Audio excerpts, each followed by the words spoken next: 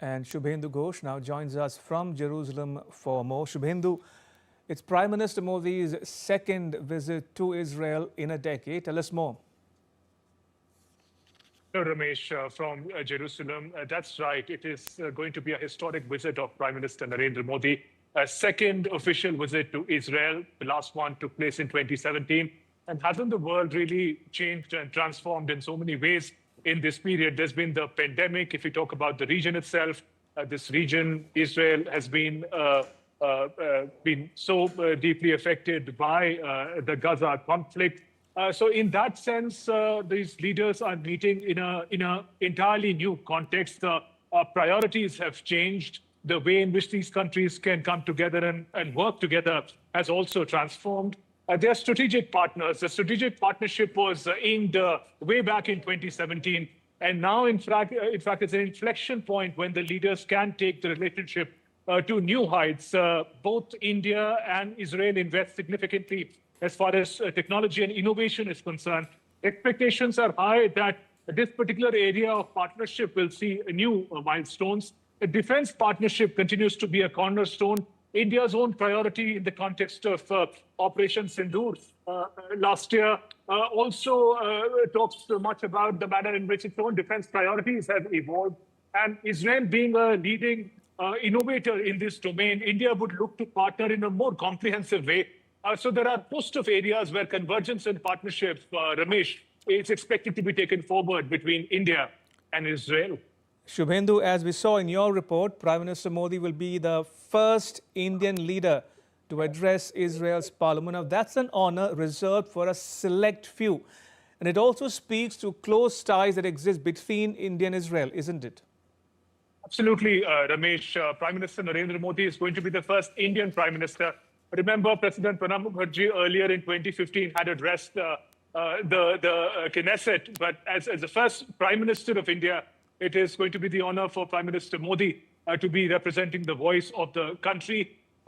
There's a lot of excitement and anticipation around that address. It is expected that Prime Minister will present the India perspective of the current geopolitics, also give an important perspective to India-Israel ties and the manner in which the roadmap for the future can be charted by both leaders. It is, in fact, a unique honor, as you mentioned. In the past, there's been U.S. President Donald Trump, for instance, who was invited earlier to address the Knesset and host of world leaders. For an Indian Prime Minister, it is going to be the first time for PM Modi to present the India story and his perspective on what is ailing the world and the way forward. Now, you spoke to the Indian ambassador in Israel as well. How did that go and what did he have to tell you? Ramesh, in my conversation with the Indian ambassador, the sense that I got was that the friendship between the two countries, India and Israel, is going to be a defining friendship for the coming decade. There's a great degree of comfort in understanding, in worldview, in convergence in priorities that these two countries have. The friendships between the two leaders, for instance, the warmth and friendship between PM Modi and PM Netanyahu is for everyone to see. They refer to each other as friends.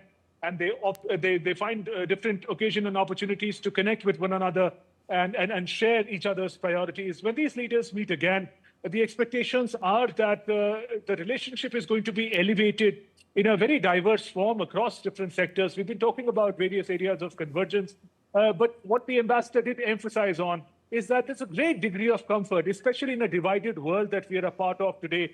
For two leaders, for two countries to share this degree of friendship is remarkable, and that really augurs well for the manner in which the relationship, the partnership is expected to be taken forward.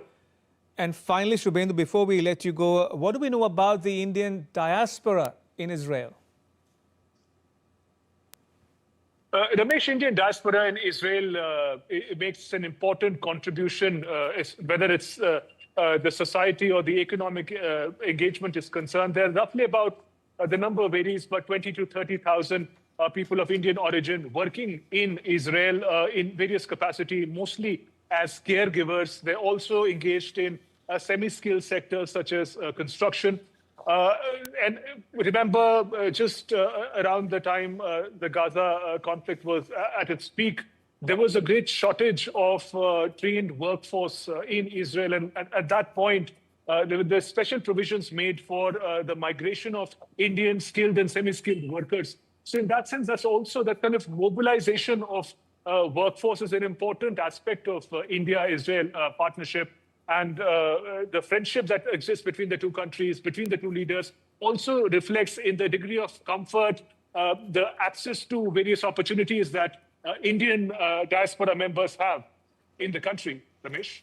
All right, we'll leave it there for now. Shubhendu, thank you. Shubhendu Ghosh reporting there from Jerusalem on the much anticipated visit to Israel by India's Prime Minister, Mr. Narendra Modi.